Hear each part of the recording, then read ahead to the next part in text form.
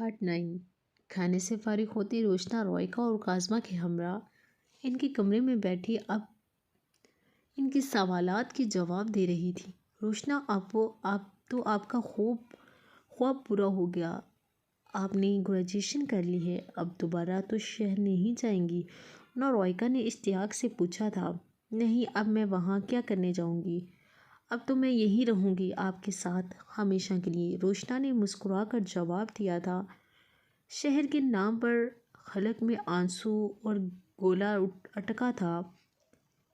आप ठीक हैं ना? इसकी आंखों और आवाज़ में नमी महसूस करते दोनों फिक्रमंदी हुई थी। मैं ठीक हूँ, तुम परेशान न हो। अच्छा अपो, आप आराम कर लें, थक गई होंगी। सफ़र से आई हैं, रोयका ने नरमी से कहा था। रोयका, आप कहाँ जा रही हैं? इसको कमरे से जाते देख काज़मा ने फ़ौरन कहा था, आज आप आपो के साथ सो जाएं ना, मैं तो रोज़ ही होती हूँ आपके साथ। इसके गाल पर हाथ रखते प्यार से बोली थी, जिस पर काज़मा मुँह बसोरे राज़ी हो गई थी। देखिए आपो, मेरे कमरे में सोने के कुछ रूल्स हैं जिनको आपको मानना पड़ेगा। रोयका के जाते काज़मा ने रोशना को घूरते कहा था। इसकी बात पर रोशना ने ना समझी से इसे देखा था। कैसे रूल्स? नंबर 1, मेरी जगह ये है। क्यों? क्योंकि मुझे बाईं जानिब ही नींद आती है, इसलिए आपको दाईं जानिब आना होगा। नंबर 2, मेरे कमरे की लाइट बंद नहीं होती क्योंकि मुझे अंधेरे में डर लगता है, इसलिए आपको भी रोशनी में सोना पड़ेगा। नंबर 3, अगर सोते हुए आप मेरी जगह पर आ गई तो मैं आपको इसी वक्त उठा दूंगी। आप जानती हैं ना कि मेरी नींद कितनी जल्दी खुल जाती है, इसलिए एहतियात से सोना होगा।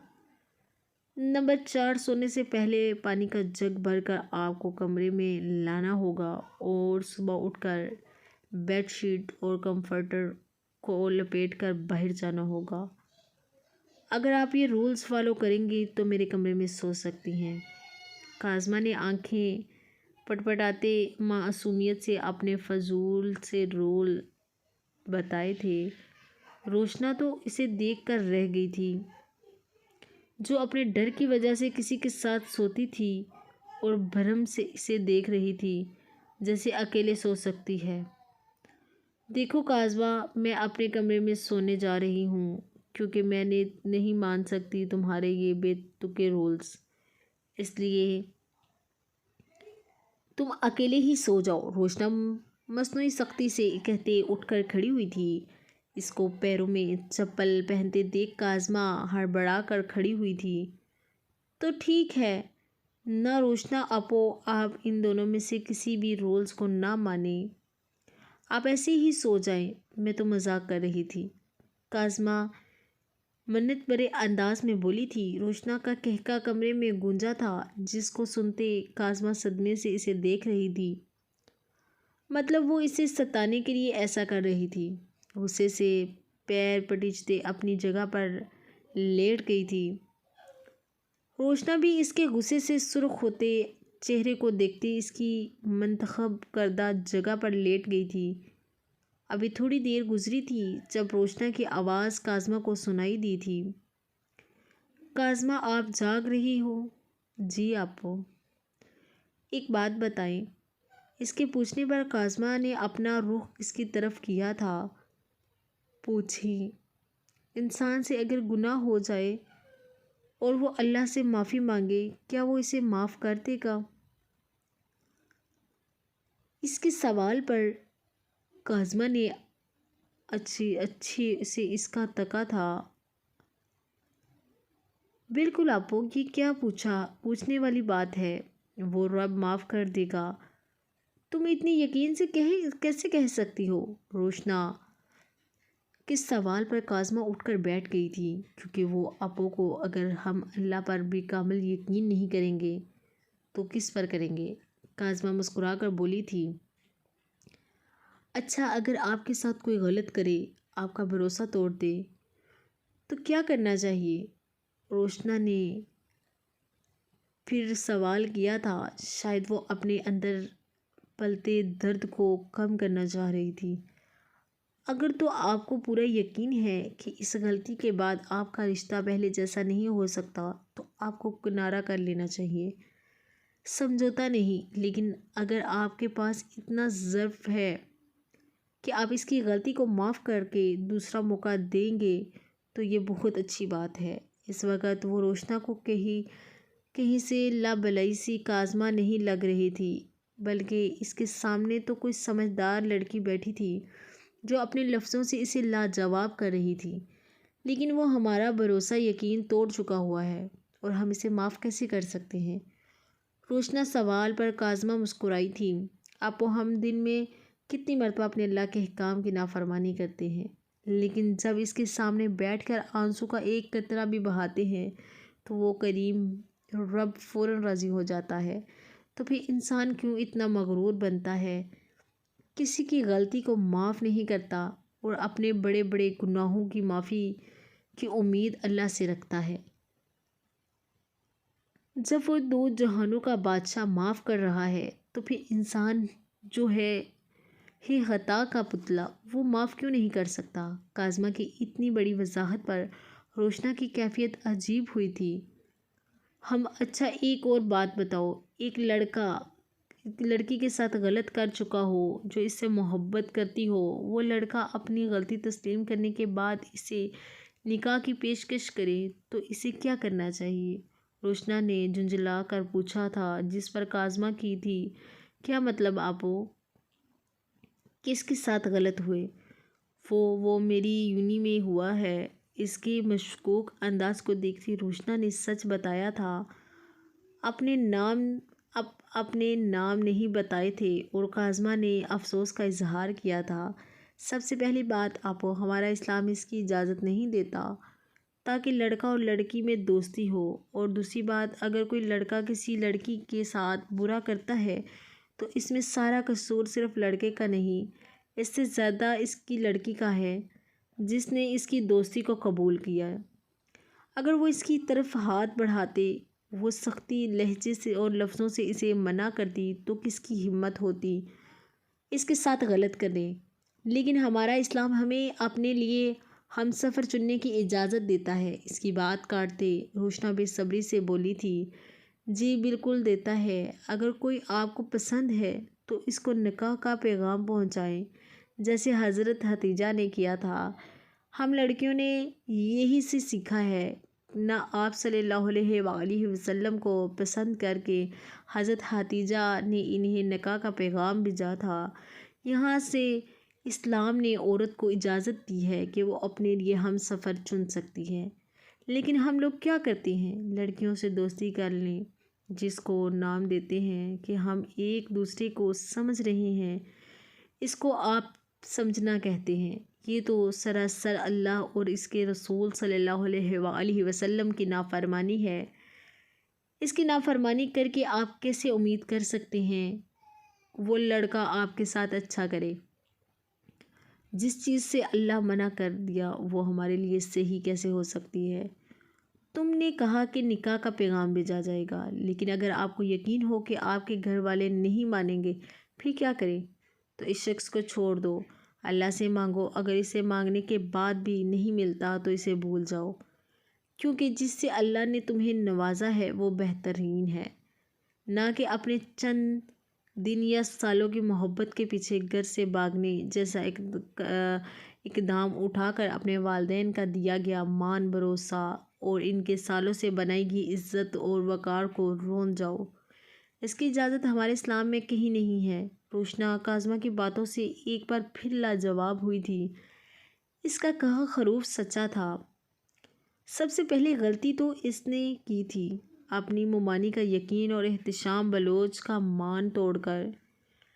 پھر سب سے بڑی غلطی اس نے جب کی تھی جب عہد نے اظہار محبت کیا تھا اور بدلے میں روشنا نے اسے وہی لٹایا تھا۔ اب سارا قصور عہد کا کیسے ہوا؟ کیا ہوا آپو؟ اس کی سوچوں کو میں محدود دیکھتے کاظمہ نے اس کا کندھا ہلایا تھا۔ اب ہاں کچھ نہیں، اب تم سو جاؤ، بہت رات ہو گئی ہے، روشنا نے پیار سے کہا تھا۔ کاظمہ سر ہلاتے لیٹ گئی تھی۔ آج بھی روشنا کی نیند آنکھوں سے کوسوں دور تھی۔ تکیا پر لیٹتے ہی کب کے روکے آنسو بالوں میں جذب ہو رہے تھے۔ دل تھا کہ عہد کو مجرم ماننے سے انکاری تھی، جبکہ دماغ وہ تو حقیقت پر یقین کر رہا تھا۔ اس سب میں کاظمہ کی باتیں اس کے ضمیر پر کاری ضرب لگا رہی تھیں۔ آج تو کسی کو پتہ نہیں، لیکن اگر کل کسی کو پتہ چلا تو وہ اس سے آگے وہ سوچنا بھی نہیں چاہتی تھی جس کی گن آ رہی ہے۔ اپنے وجود سے کبھی معاف نہیں کروں گی عہد کو۔ منہ پر کشن رکھتے سسکیوں کو روکنے کے ناکام کوشش کی تھی۔ کیا بکواس ہے یہ، میں تمہیں پیسے کس چیز کے دیتا ہوں؟ تم سے اب تک ان 2 لڑکیوں کو نہیں مارا جا رہا؟ شراب کا گلاس زمین پر پھینکتے وہ غصے سے چلائے تھے، جس کو دیکھتے سامنے کھڑے 3 لوگوں کی جان نکلی تھی۔ سین سردار، وہ لڑکی بہت کم باہر نکلتی ہے اور دوسروں کو ہم مار دیتے ہیں، لیکن اچانک پتہ نہیں وہ کہاں غائب ہو گئی تھی وہاں سے، ورنہ ایک تو مر ہی جاتی۔ سامنے کھڑے نعمان نے ڈرتے بتایا، میں ایک عرصے سے سن رہا ہوں کہ وہ مر جاتی، لیکن یہ مسئلہ کیا ہو گیا تھا؟ اب کوئی آ گیا، میری ایک بات کان کھول کر سن لو نعمان، وہ اس بار نہ مری، نہ تو میں تمہیں عبرتناک موت دوں گا۔ اس کا گریبان پکڑتے اس کے منہ پر چلائے تھے، جس پر اس نے خوف کے زیر اثر ہاں میں سر ہلایا تھا۔ جھٹکے سے اس کا گریبان چھوڑتے اپنی سابقہ جگہ پر بیٹھ گئے تھے اور ان تینوں کو جانے کا اشارہ کیا تھا، جس پر وہ تینوں اپنی جان بخشی پر وہاں سے بھاگ گئے تھے۔ حرام مشروب گلاس میں ڈالتے خود کے خلق میں اتارا تھا۔ اب بھی وہ آپ کو لگتا ہے کہ میں سزا کا حقدار نہیں ہوں؟ عہد نے نم آنکھوں سے پوچھا تھا۔ نہیں بیٹا، میرا دل نہیں مانتا کہ تمہیں زنا کی سزا دی جائے گی۔ کہیں کچھ غلط ہے، تم اپنے خواص میں نہیں تھے، اور جبکہ تم کہہ رہے ہو کہ تم نے آج سے پہلے کوئی ایسی چیز بھی نہیں لی جس سے نشہ چڑھ جائے، تو کیا تمہیں نہیں لگتا کہ یہ سب کچھ سوچ سمجھ کر ہوا ہے؟ وہ بزرگ کچھ سوچتے ہوئے بولے تھے، جس پر عہد بھی کچھ متفق ہوا تھا۔ تو آپ کے خیال سے میں نے کچھ نہیں کیا؟ عہد نے خوشی سے دہتے چہرے سے پوچھا تھا، دل پر جیسے بوجھ ہٹا تھا۔ ہاں بیٹا، مجھے تو ایسا لگ رہا ہے، باقی خدا بہتر جانے، کیونکہ تمہاری باتیں سننے کے بعد اتنا تو مجھے سمجھ آ ہی گیا ہے کہ یہ سب کچھ کسی نے جان بوجھ کر کیا ہے۔ پہلے اس بچی کو وہاں بھیجا، پھر تمہیں بھی جانے کو کہا۔ یہ سب تم نہیں کر سکتے تھے بیٹا، تم خود سوچو، تمہارے سکول میں تو وہ ابھی لڑکیاں ہوں گی نہ، تو تم اس کے پاس ہی کیوں گئے؟ عہد کے لبوں پر سارے وقت بھی پہلی دفعہ مسکراہٹ آئی تھی۔ ان کے سکول والی بات پر ان کا کہا ایک ایک لفظ صحیح تھا۔ عہد روشنا کی حالت دیکھتے سوچنے سمجھنے کی صلاحیت ہی کھو چکا تھا، اور پھر اس کے الفاظ عہد کو اپنا ہی مجرم لگنے لگا تھا، لیکن اس سامنے بیٹھے بزرگ کی باتیں سن کر کچھ مطمئن ہوا تھا۔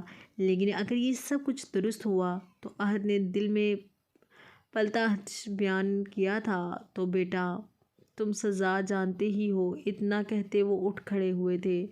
عہد بھی اپنے رب کا شکر ادا کرنے باہر کی جانب بڑھا تھا، پر اس کے ذہن میں مسلسل ایک ہی سوال گردش کر رہا تھا، اس کے روشنا کے ساتھ ایسا کون کر سکتا ہے؟ معاذ سوچتے سوچتے ذہن میں جمکا سا ہوا تھا۔ جوس کا گلاس معاذ نے اپنے ہاتھ میں دیا تھا، لیکن اپنی سوچ کی نفی کر دی تھی۔ اس نے ویٹر سے لے کر دیا تھا، وہ کیسے کر سکتا ہے؟ اور میری کون سا اس سے کوئی دشمنی ہے؟ مسلسل سوچوں میں گھرے وہ گاڑی کے پاس آیا۔ گاڑی کی چابی نکالتے ہاتھ میں کچھ ڈبی محسوس ہوئی تھی، جس کو نکالتے افسوس سے دیکھا تھا وہ رنگ میں جو آج عہد اسے پہنانے والا تھا، لیکن شاید قسمت کو اور کچھ منظور تھا۔ گاڑی کا رخ اپارٹمنٹ کی جانب کیا تھا، لیکن پھر سوچنے گاڑی گاؤں کی راستے پر ڈال دی تھی۔ جانے کیوں آج اس شہر کی ہوا بھی اچھی نہیں لگ رہی تھی۔ دل و دماغ میں بس ایک ہی سوال تھا، کیا وہ اس کی حقیقت جاننے کے بعد اس پر یقین کرے گی؟ پہلے والی روشنا بن پائے گی؟ ہاں، میں گاؤں پہنچ کر اس سے بات کر کے اسے راضی کر لوں گا۔ اگر اس کی نظروں میں مجرم ہوا تو سزا بھی لے لوں گا، پر خود سے دستبردار نہیں ہونے دوں گا۔ خود سے عہد کیا تھا۔ جب دور کھڑی قسمت اس کے عہد پر پھیکا سا مسکرائی تھی۔ صبح کی روشنی چاروں طرف پھیل چکی تھی۔ ہر کوئی اپنی منزل کی طرف روانہ ہو رہا تھا، ایک نئی امید کے ساتھ۔ ایسے ہی چھوٹی حویلی کاظمہ احتشام کے دروازے کے باہر کھڑی اس کو آوازیں دے رہی تھی۔ آج اسے کالج جانا تھا، جس پر وہ دل سے تو نہیں پر شاہینہ بلوچ ڈر سے راضی ہو گئی تھی۔ وہ اس سے پہلے ہی دیر ہو چکی تھی اور اب احتشام کو اور دیر کروا رہی تھی۔ اب کہ کاظمہ زور سے چیخی تھی، بھائی اگر آپ اب بھی باہر نہ آئے تو میں کالج نہیں جاؤں گی۔ ماں کو آپ ہی سنبھال لینا، پھر کاظمہ نے دھمکی دی تھی۔ اس کی تیز آواز سن کر روائکہ اور روشنا دونوں ہی اپنے کمرے میں باہر آ گئی تھیں، پر احتشام کے کان میں اس کی آواز نہیں پہنچ پائی تھی۔ شاید چھوٹی بی بی سردار تو کب سے آپ کی گاڑی میں انتظار کر رہے ہیں۔ کمرے میں تو کوئی نہیں ہے۔ کاظمہ جو رونے کی تیاری میں تھی، ملازمہ کی بات سن کر ایک زبردست گھوری سے دروازے کو دیکھتے باہر گئی تھی۔ اس کی سپیڈ دیکھتے وہ تینوں مسکرا کر رہ گئی تھیں۔ بھائی، یہ غلط بات ہے۔ آپ کی بھول سانسوں کے ساتھ گاڑی میں بیٹھتے شکوہ کیا تھا، جس پر احتشام مسکرایا تھا۔ تو گڑیا، آپ کو کتنی مرتبہ کہا ہے کہ میں دروازہ نہیں کھول رہا تھا، تو آپ دیکھ لیا کرو کہ میں موجود ہوں یا نہیں۔ اب یہ تو ساری آپ کی غلطی ہوئی نا؟ جی نہیں بھائی، یہ آپ کی غلطی ہے۔ جب آپ کو پتہ تھا کہ میں آپ کے کمرے میں جب تک نہیں آتی جب تک آپ مجھے نہ لے کر آئیں، پھر بھی آپ نے مجھے اتنی دیر کر دی۔ کاظمہ خفگی سے بولی تھی، جس پر اس نے نفی میں سر ہلایا تھا۔ کاظمہ اور اپنی غلطی مان لی، یہ تو ناممکنات میں سے تھا۔ چلو اب اترو۔ کالج کے گیٹ کے سامنے گاڑی روکتے احتشام نے اسے کہا تھا۔ کاظمہ نے رونی صورت بتائی کالج کا گیٹ دیکھا تھا۔ بھائی، اگر آپ کل سے چلی جاؤں گا تو گالوں کو پھول کر پوچھا تھا۔ نہیں، آپ ابھی جائیں، اس گال کو کھینچتے پیار سے کہا تھا، جس پر کاظمہ اسے سمائل پاس کرتی گاڑی سے نکل گئی تھی۔ احتشام نے اس کی مسکراہٹ دل میں اتارتے اسے یوں ہی مسکرانے کی دعا دی تھی اور گاڑی موڑ لی تھی۔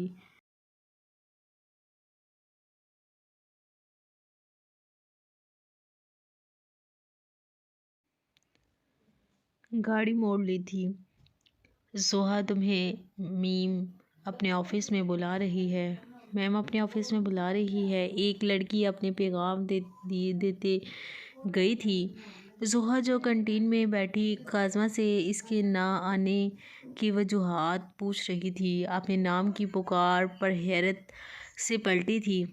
آپ کو کیوں بلا رہے ہیں؟ آپو، کاظمہ نے پریشانی سے پوچھا تھا۔ پتہ نہیں، یہ تو جا کر ہی پتہ چلے گا۔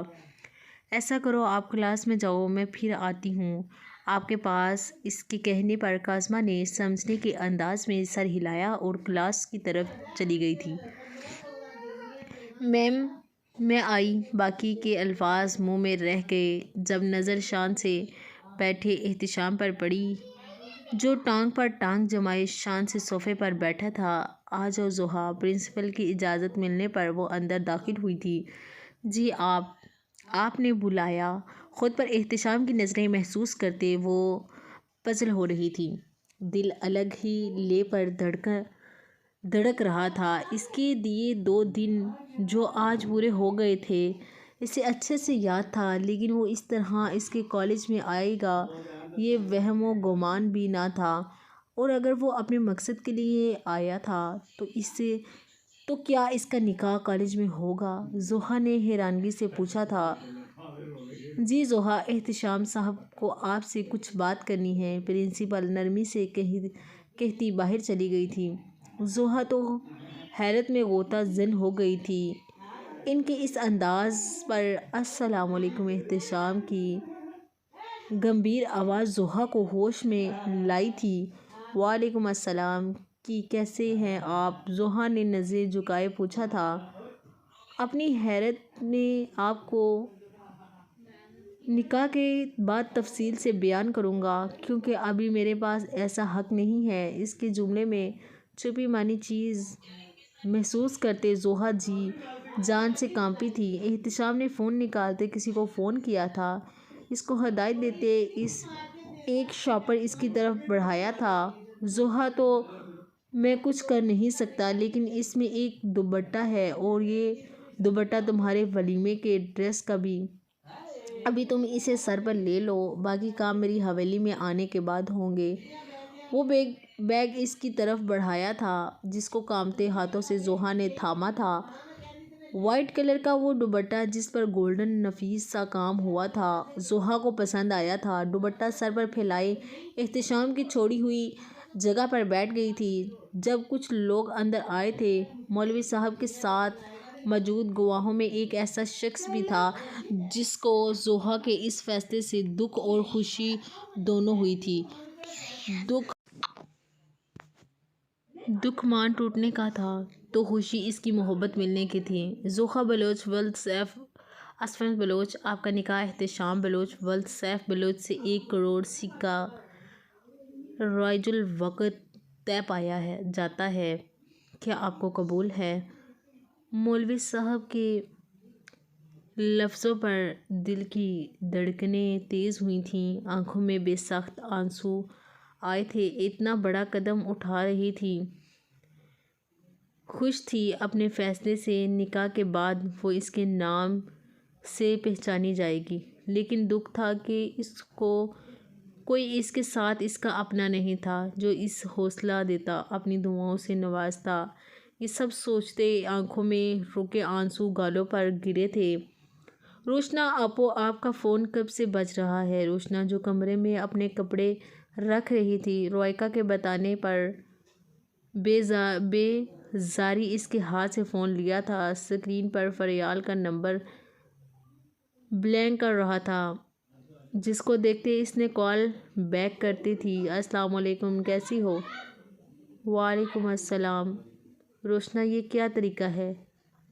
ابھی اگر تمہیں 24 گھنٹے بھی نہیں ہوئے اور مجھے بھول گئی، ایک فون کر کے اپنی خیریت بتا دو۔ تم ایک ہی دن میں مجھے بھولے، کتنے افسوس کی بات ہے۔ اس کی آواز سنتے ہی فریال کے شکوے شروع ہوئے تھے، جس کو مسکراتے روشنا نے سنا تھا۔ ہو گیا تمہارا کیا، اب میں بولوں؟ یہ ابھی کچھ باقی؟ روشنا نے اس کے ایک ہی سانس میں بولنے پر چوٹ کی تھی۔ ہاں تو تمہارا قصور ہے، خیر تم بولو۔ فریال نے گویا احسان کیا تھا۔ بہت شکریہ۔ ہم شام تک پہنچے تھے، پھر کھانے میں لگے، باتوں کا سلسلہ ہوا۔ اس میں سب اپنا فون چارج پر لگانا بھول گئی تھی۔ صبح اٹھتے ہی اسے چارج کیا ہے۔ ابھی میں تمہیں کال کرنے کا سوچ رہی تھی، یہ تمہاری آ گئی۔ روشنا نے اسے ساری بات بتائی تھی، جس پر فریال نے ہنکار بھرا تھا۔ اچھا سنو، میں نے بہت ضروری بات بتانے کے لیے فون کیا ہے۔ فریال نے تمہید باندھی تھی۔ کیا ہوا فریال، تم ٹھیک ہو نا؟ روشنا فوراً متفکر ہوئی تھی۔ ہاں میں ٹھیک ہوں۔ وہ دراصل بات یہ ہے کہ جو کچھ اس دن ہوا، اس میں عہد کا کوئی قصور نہیں۔ پلیز